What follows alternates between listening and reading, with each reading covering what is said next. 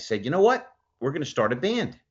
And Alan looked at me and said, well, I can sing and play guitar and play some piano. What are you going to do? I said, I'll be the lead singer and write the songs. He said, Larry, I never really asked you this before. Can you sing? No, but I'll figure it out.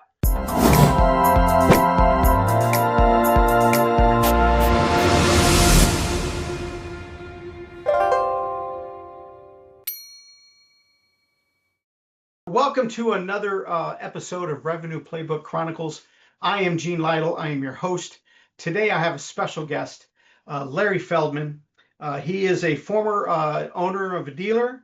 He is now a 14-year owner of Career Changers USA, which is a premier recruiting and trading company. Not only that, he is also an author and a musician. So I'd love to hear more about that as we go. How are you doing today, and where are you calling from? Doing fabulous. I live in Richboro, Pennsylvania, which is just outside of the great city of Philadelphia. Brotherly love, unless you're wearing a Dallas Cowboy jersey. But that's right. You're calling from Dallas, or not Dallas. I'm sorry, I totally put that wrong together for you. Pennsylvania. Tell me a little bit about how you got started in the industry. I'd like to kind of, if you could let us know your journey, kind of where you started and what brought you to where you are today. I got into the car business, as a lot of people do, by accident. I was involved in another project and decided it might make sense to get experience in auto sales. And thank goodness I had immediate success as a salesperson. Now, it's not due to any special skill or ability. It's the fact that I don't like to be bored. So where a lot of the people I work with were content staring out the window, I wanted to stay busy. And I was always big on prospecting, which anybody in any business, but particularly auto business, understands is the key to being successful.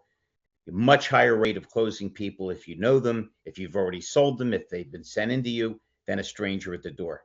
So I was successful. I eventually became a partner in the dealership. And when we sold, I did somebody a favor with recruiting and training, thought I had a better idea than they did. And that's what started Career Changers USA.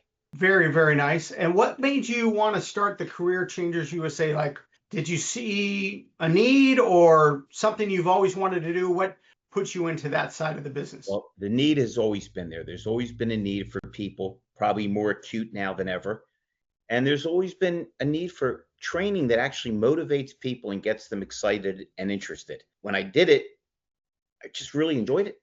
And I'm a big believer, if you're not having fun, don't show up. So here I could find something I could do that was really enjoyable and fun and help people get careers. Not a hard decision. Right. Definitely not a hard decision. Now, I will tell you one little twist and turn in the road. When I started this, I was basically doing sales training and recruiting strictly. And a gentleman in Florida who owned a dealership pulled me aside. He said, Larry, I just came out of a meeting with my managers. We have 20 salespeople. I said, yeah, I'm aware of that. He says, yeah, but I didn't realize till today that not only did you hire, and train and get hired 15 of them, but the top 10 are all your guys. So he said, can you find me service people? So, of course, I lied and said, sure. Well, I was going to say, no, I don't want you. Right. How hard can that be? And I found a niche a little less expensive than headhunters. And thank goodness now, I'm not sure there's a state in the contiguous United States that I'm not in, either finding service techs, body shop techs, lot porters, parts people, title clerks, control, any position you can imagine, variable and fixed, I find now. So it's interesting how one thing led to another. Wow. And that has grown to where you're doing automobile dealerships, not only in the US, but also in Canada as well, right? In Canada, it's I'll make it quick. I was on a podcast that I've become kind of a fixture on called the Auto Hub Show. Two really cool Canadian guys, Ian Nethercott, who still runs the show, and Jeff Polo, who was his partner, fabulous guy who eventually left. And the first show I was on, there was a gentleman on who was a tremendous promoter named John Kostakis. And John took a liking to me, and he called me after the show and said, man, you really have a lot of energy. Would you be willing to come up to Canada to do some training? I said, sure. And I've been up to Canada several times, very successful training sessions, and really, again, had a lot of fun. You'll notice fun is a common theme with me, Gene. Nice. We love fun, no doubt, no doubt. Were there any challenges that you had when you went from the dealership to your Career Changers USA? Did you have any potholes or anything happen that made things a little difficult, or challenges that maybe you had to pivot along the way? Sure. I have about 12 million flaws, but I have a couple good habits. And one of them is I'm pretty consistent in my behavior. And I am one of these guys that always answers his phone. Now, if I'm training, I turn it off. If I'm on a plane, obviously I have it off. And when I went from dealership owner to vendor trying to get people's attention, I was tremendously frustrated for a long period of time because you can't get through to anybody. Right. They got the guard dogs, everything goes to voicemail. That not only was that tremendously frustrating 14 years ago when I started, it remains tremendously frustrating because we have a society of people that don't understand that there's a green button on your phone, and if you hit it, you can answer a call. I have people, there's no time that we're not in 60, 70 dealers at least, finding every position. And people apply. And when they apply, more often than not, within a minute, within 10 minutes, within a half, we reach out. Now, you would think somebody that's actively applying for a job would answer their phone, but they Right. do not. So the frustration I had 14 years ago is the same frustration I probably had 25 years ago, is that it drives me crazy when people don't communicate. It's one of the biggest problems in the world. It'll always be one of the biggest problems in the world. It's a problem at every dealership for the most part because fixed and variable don't communicate easily enough. But that was probably the biggest challenge and the biggest pivot, just trying to get people to know who I was and what I was doing and why they should hire me. The beautiful thing about that is all good and successful business people and all good and successful salespeople and GMs and owners know that if you do it right, you get great word of mouth and repeat referral, and that's the key to everything. And that's, thank goodness, that's where I'm at now. The dealership group I was just in, which is tremendously large, I got there from the guy said I worked at another dealership with Feldman. You got to get him in. He'll solve all our problems. I'm pretty sure now that I think about it, the last 5 or 6 places I've been, I didn't solicit them. Someone else referred me. It's the easiest, best, most effective, and profitable way to do business in the auto business. And as I said, probably most businesses can't beat word of mouth. That's amazing. Absolutely. You know, so I talked to you once time before, and what I found fascinating was you're not like that typical trainer. You don't have that script that you follow. You don't have that basic outlined, things that you want to Well, cover. hold on. Let me correct you. Okay. I actually do have a very strong process that Yes. I do is instead of slavishly following a script, I tailor it to whoever's in the room. If they're from another country, we talk about that country. If they were a nurse practitioner, we talk about that. If they were an electrician, because if you're going to teach people to empathize and listen to their customers, you have to listen and empathize with them, or nothing happens. But no, I'm process driven to the nth degree because I don't care how talented you are. If you don't have a process, if you're not consistent, your efforts will be in vain. No, I agree that you have a process, but your delivery is so different than typically. That owes to my mental instability. Okay, I love it. Fair enough. I love it. I love it. But you don't write anything down. You write, and I think that is amazing to be able to do that. And if you can convey that to other people to where they can think on their feet like you do, I just think that was that's something that stuck with me, that I'm so other different. I need a script. I need to, okay, what am I supposed to say to that response? Yeah, So but I got. you're a personable person.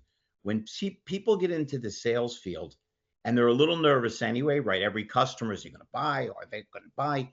Um, it's tough when you sound scripted. And now more than ever, being human is going to be the greatest asset because we're all tired of AI. I'm not saying we don't use it, but when we realize we're talking to someone that isn't human. Or if you take a step back, we get 5 phone prompts and then they hang up on you anyway. Or you have a problem, and no matter what you do, you can't get somebody on the phone to convey a solution. So learning to think on your feet, learning to, and listen, to a certain extent, we all know how to do it, or we wouldn't be able to function as human beings. Right, right. And what do you see that is different between the salespeople that you train or maybe the salesperson that you're getting ready to train, what's the biggest differences that you see between them and how you move them forward in the process? Well, we're in a strange time in our society. We have better forms of communication than have ever been possible, and we communicate less. Mm, We've all seen 4 people at a restaurant, and all 4 are on their phones. Then why'd you even bother going out together? right. Um, and because so many people are glued to their screens, we lost the concept and the art of making eye contact, making conversation, and listening. And listening to really understand, not just to respond with a pat answer. The nice thing is, it's easy to refire people's brains if you give them a concept. Look, this is why I want you to do it. This is what will happen if you do it. And this is the net result if you consistently do it. I do some pretty strange things as a trainer. I don't want to scare anybody off. I just left a room in Manassas, Virginia, and I trained people. You can see the pictures on. I had 17 people in a room, probably too small of a room for 17 people. And this is going to sound crazy, but I kept them in that room for 3 hours and 4 minutes. If they had to go to the bathroom, fine. Oh my God. Nobody, not only wasn't anybody angry at me, I had to throw them out to eat lunch. They were having fun. And my Wow. message was, look, I want you to keep customers for a shorter period of time, not longer, but I wanted to prove to you that even 3 hours can blow by if it's interactive, if you show you're interested in people, if it's fun, and if they think there's value. So listen, I try to make interviews fun. It's why I get so many people into my classes, because instead of talking down to them or making them feel like a number, I make it clear I'm really glad you're here, because I am really glad they're here. I feel like you're more of an entertainer that comes through as the trainer at the same time. Does it make any sense? Gina, I am a lead singer and songwriter and producer of the band The Real Fugitives. So for me, There being you on go. stage feels pretty darn natural. There you go. Absolutely. So let's talk about that a little bit since you brought it up. You are author and a musician. Tell me about author, the book, or is there multiple? And what? Um, I'm staring out the window during COVID like everybody else is. Now, I wasn't out of business because what they deemed essential, the government, was service. And I was so busy finding techs and porters and any position you could imagine, but I wasn't physically going to places. So rather than let the time go to waste, um, I gathered up a gentleman who I met years ago, one of my best friends, a musician in my band, and that person who's now my director of operations.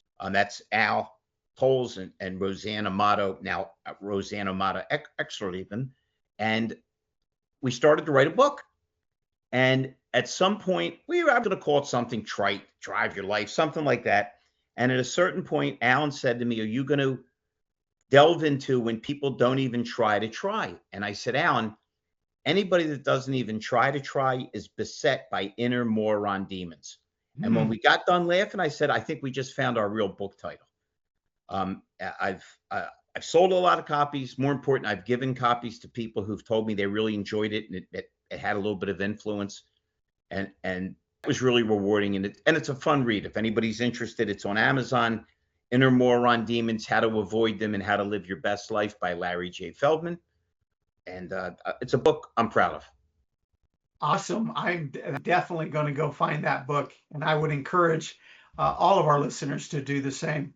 Okay, so let's talk about your band. How did it get started? How long have you been doing it? What is your position in the band, and what kind of music? It's rock and roll. The band's been going well over 30 years. I started it with Alan, the guy I just mentioned. He was a musician, I was not, and we love. I think of 2 guys that love music more than me and him. And I said, you know what? We're going to start a band. And Alan looked at me and said, well, I can sing and play guitar and play some piano. What are you going to do? I said, I'll be the lead singer and write the songs. He said, Larry, I never really asked you this before. Can you sing? No, but I'll figure it out. Have you ever written a song? Hey, don't worry about it. Well, that was 7 CDs or albums or what you want to call them. We just recently got 7 songs and movies, and we're moving up into that hierarchy more and more. And we talk about fun training. There, I'm only speaking for myself. I can't think of anything that's more fun than playing music. And if anybody wants to throw sex in there, listen, if you put up with the insanity that you put up with as a musician, the disrespect, the craziness, all the foibles, you would break up with a woman much quicker. Oh So my I gosh. can't think of anything for me personally that's more fun. And I think if you talk to most musicians, not dabblers, people that they'll tell you the same thing. We think the car business is addictive. Music is something unto itself. I tell you the fun and the enjoyment I get out of it. I just got back last night from Virginia. I'm getting all my stuff together, tying up the loose ends of the people hired, putting all kinds of new ads for new dealers. And tomorrow, the band will come over and we're going to play in a place called Levittown, Pennsylvania, called McStew's. And man, are we going to have fun. If you like rock and roll, you will really like my band. So, where do you typically go? I see you're going to that place, but do you have like a We have a niche place because got it. there's a town in Pennsylvania called New Hope, and they have original clubs, places where they really feature original music. And we're probably as close to a house band as they have because we play there so much. We just a great room for us, a great environment, and we always have a good time there. But by the same token, in June, we're doing a benefit for veterans in Bensalem, and we've played a lot of different venues and a lot of different places. And the only constant is it's always fun, always rewarding, and always fun. Sweet. If, Now, if anybody's interested, you can go to SoundCloud. You can go to YouTube. Just look up the Real Fugitives Band. You'll see my smiling face.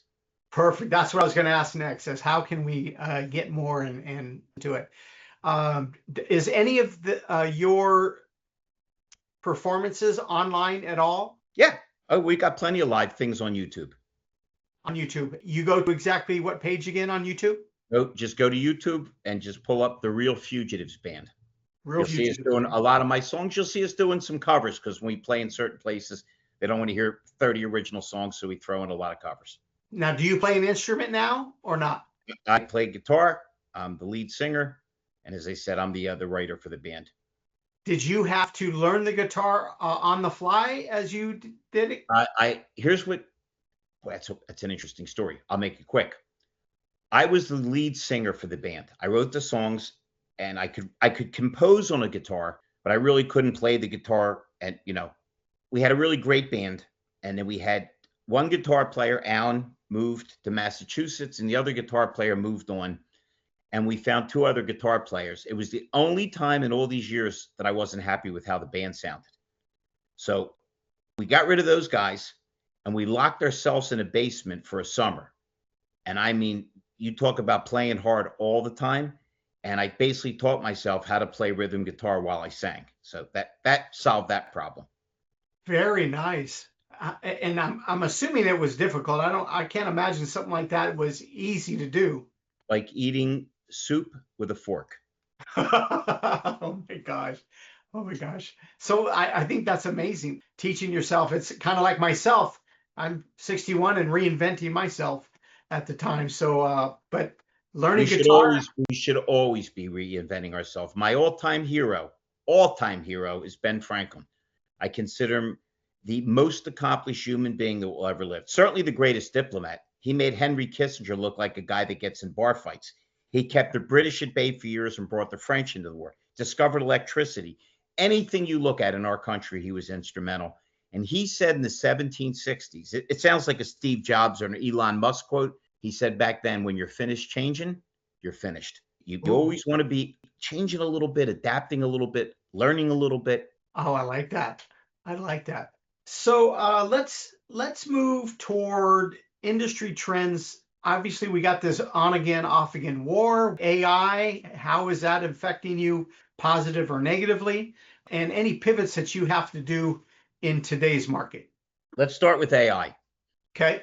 When I got into the business, they were just starting to print out inventory. You'd have a white piece of white, but it had little indentation holes in the side. And I watched salespeople who I don't consider good salespeople. Customer would come in and they would sit with the customer and say, "Let me pull out my inventory and let's talk about it." Horrible. Instead of using the inventory as a tool to remind them, they used it as a crutch so they didn't have to get off their butts, which is, you can't have a worse way to try to sell a car. Right. I want to make sure people understand not to make that mistake with AI. AI is an incredible tool, but it shouldn't be a crutch. It's never going to replace humans. It's got to be an adjunct and something that helps make humans' jobs easier and better. Look, there's certain parts of it that are just wonderful. I mean, you can spit and they make it beautiful. It can make a lot of jobs easier. Obviously, if you have an AI thing set up with your service, you can have somebody that sounds somewhat human talk to somebody at 11 o'clock at night and make an appointment for you. So it's an incredibly useful tool. We're going to see more and more of it. I just caution, don't lose the human side of it. Just use it to bolster everything else. As far as the war, like every American, I'm hoping this thing ends. It's an interesting dichotomy. Gas is too high, unquestionably, but I think we're going to see gas go way down. The rest of GDP hasn't been bad, and the stock market's over $50,000. So my suspicion is when this thing comes to fruition, hopefully soon, we're going to see a heck of a bounce. And what we need to have happen, and in my opinion, I'm not an expert, we need to see interest rates continue to come down, and we need the manufacturers to be stronger with leases, because many people are involved in situations with inequity that they're underwater, Right. and you can cap a lot over MSRP, which will help absorb some of that. And even if it's still a high payment, it might be better to have a high payment for 3 years and maybe get you out in 30 months than have another 3 or 4 years of high payments and the car's getting older. So I tend to lean towards the optimistic side. I tend to going to finish this year strong and things will get better. And I think 2027 will be even better because eventually these interest rates will start to make sense. Let's face it, COVID did a lot of damage to our business, to the world. It may have looked like a fabulous idea at the time to hit people really high. Hey, we're capitalists. But certainly the back end of this is you have a lot of people that normally would be ready for a trade cycle and they're not ready now. But this too shall pass. Hey, we got through clunkers and we got through the gas crunch. We'll get through this. Right. And I feel like I know you have a core training for your salespeople, but do you see yourself having to maybe alter your training a little bit because of what's going on today to have a little bit different message? Or does it pretty much weather the storm for everything that happens? I told you I kept the people at the exact time was 3 hours and 4 minutes in the room, and I had to throw them out for lunch. I had 6 or 7 of them. It was very flattering come up, and some of them were already in the car business. They were just going from one store to the other, say it was the best training they had ever seen. And I said, "Can I ask you a question? Thank you for the compliment. What did you learn about Subaru?" And they laughed. They said nothing. It's all about people. Now more than ever, but the same as in 1950 and probably 1930, we've got to listen, we've got to empathize, and we want to try to find a way to make people so overwhelmingly satisfied that they'll recommend us to other people and they'll come back themselves. Whatever it's been, however it's been, we need to be human. We need to be friendly. We need to be empathetic. The industry has changed in the fact that people do a lot of shopping online, obviously. But at some point, they still have to come into a dealership, and you'll still find that they still like to buy from people they like and that they trust. One of the things that I preach, Gene, everywhere I go, whether I'm on a podcast, whether I'm training, is one of the problems we have is less on the front end than on the back end because we have such a huge loss in service, particularly once the warranty expires. And there's a variety of reasons, but one that I believe the primary reason is instead of making an essential part of the sales process, we don't. I think every salesperson should walk their customer back to whatever service center they have in their shop, in their dealership, and basically say, folks, if I'm lucky enough to earn your business, these are the really nice folks who are going to be working on your vehicle. And by the way, our oil changes and our tire prices are the same as they are anywhere else, but you never void your warranty because we used factory parts and we're an authorized dealer. I mean, would that hurt? Make it, what would happen if salespeople tried to make the appointments for service? What would happen if we made it a total package where they were enveloped by people that were friendly and cared about them and knew their name? You know, the great part of our business is we do have problems like every business, but our problems are more easily solvable than most problems.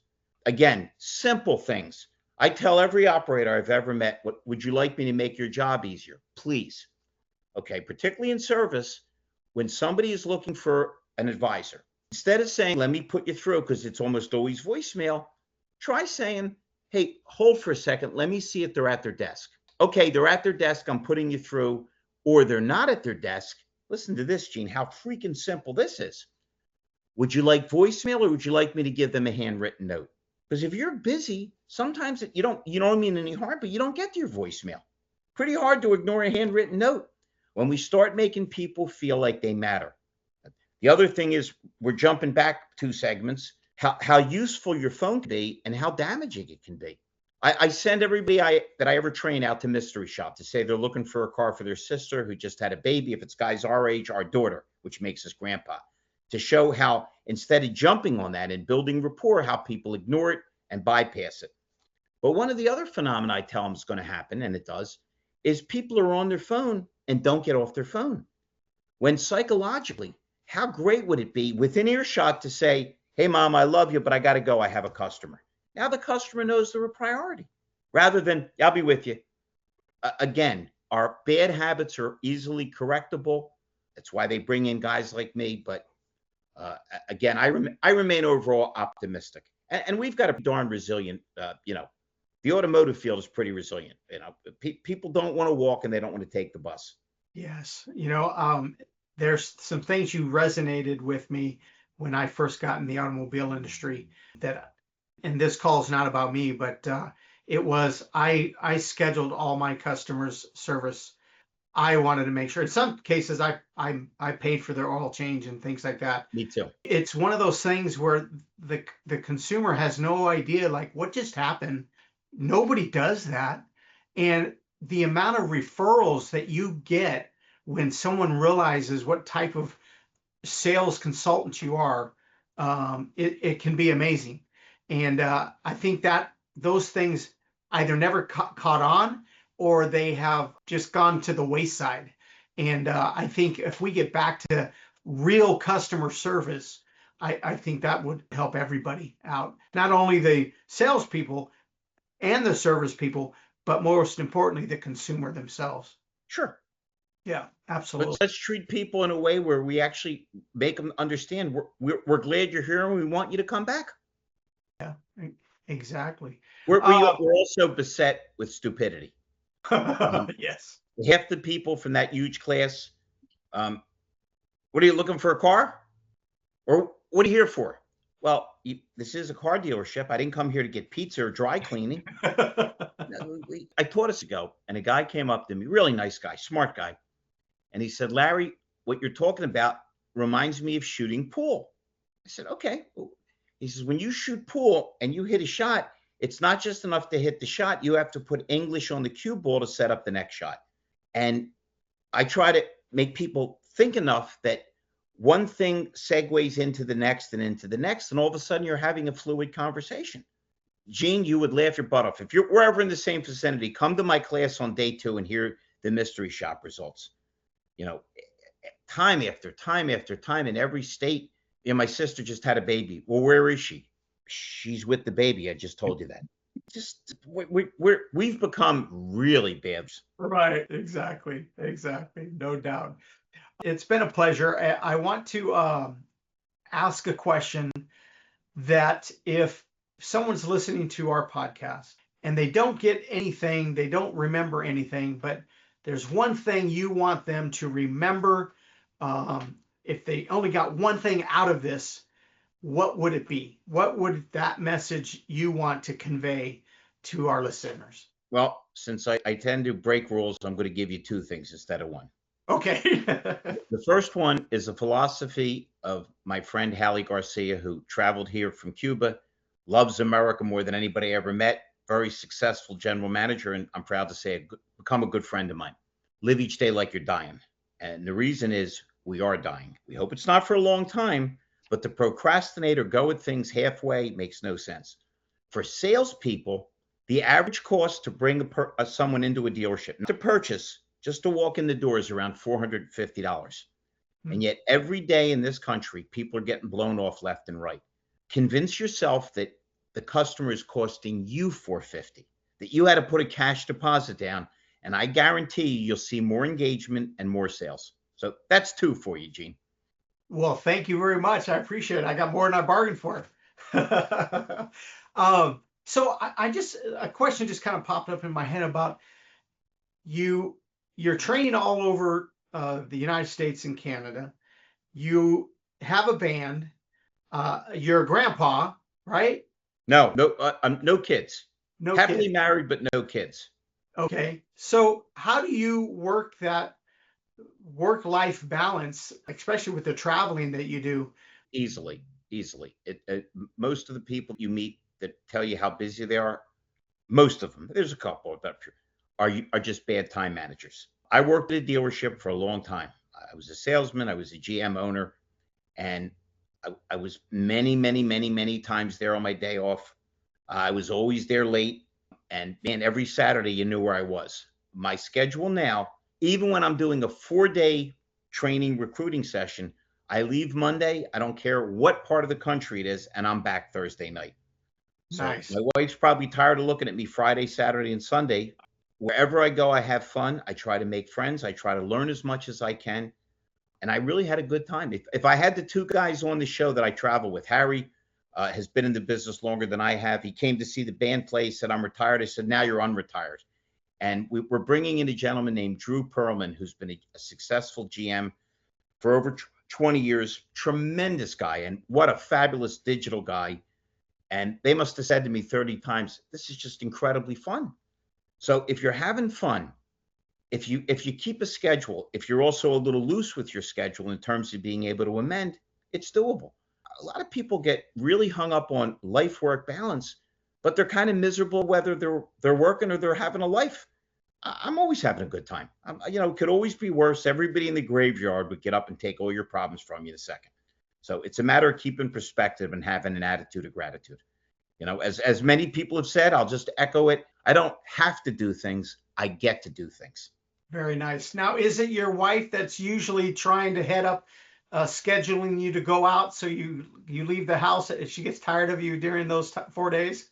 Gene, I only been on with you 40 minutes. You're already tired of me. So it's No, actually, I'm looking at trying to figure out a way. How do you duplicate yourself so you can achieve even more or see more dealers? Because I think what you have is infectious, and I think it would do well all over the country. the problem with cloning myself is my father loved me, but he told me if he had two like me, he'd shoot both of us. So maybe one Larry is just right, or maybe one too much. By the way, if anyone needs any kind of personnel, sales, service, office, if you want training that'll actually motivate your people and get them excited and they won't be bored, my company is Career Changers USA. And if you go to careerchangersusa.com, you'll see references all over the country, both fixed, variable. I understood a long time ago. By the way, I'm a little weird. I'm a musician that doesn't drink, smoke, or do drugs. Never did. But I found out a long time ago, the greatest high isn't a drug or drinking. It's when people say yes to you. It never gets old for a salesperson. And I am a salesperson. So if you need me, reach out to me. If not, you can reach Gene, but he'll probably be busy reading Inner More on Demons and watching Real Fugitive videos. So leave him alone. Just reach out to me. You were so right. You were so right. Do you ever feel like sometimes you go into a dealership and you need to train the managers just as much? I have a train the trainer manual. It's not super long, but it emphasizes the fact that all managers need to look into the dictionary or look online and realize that the definition of a manager is someone who manages. They have to understand servant management. They have to understand that when you beat the crap out of your salesman, he's going to beat the crap out of his customer. That as much as you want to hold them to a strict accountability schedule, you also want to nurture them. It's much better to put your arm around somebody and say, man, I always knew you had it in you, than to say, about time you did something right. So yeah, I work with managers all the time, and they like it because I don't bore them, and I make it fun, and I make them understand I'm not trying to undermine them. I'm trying to help them get better. Why make myself better? Awesome. Well, folks, if you're looking for a trainer and looking for staff, please look up Larry Feldman. It's been a pleasure having you, Larry. Thank you Pleasure so was much, all mine. Thank you. and I can't wait to where we can hook again. Okay. Thank you so much, everybody out there. Thanks for watching. And Gene, thank you so much for having me as a guest. It's much appreciated. Awesome. Thank you for watching another episode of Revenue Playbook Chronicles, and I'll see you on the next one.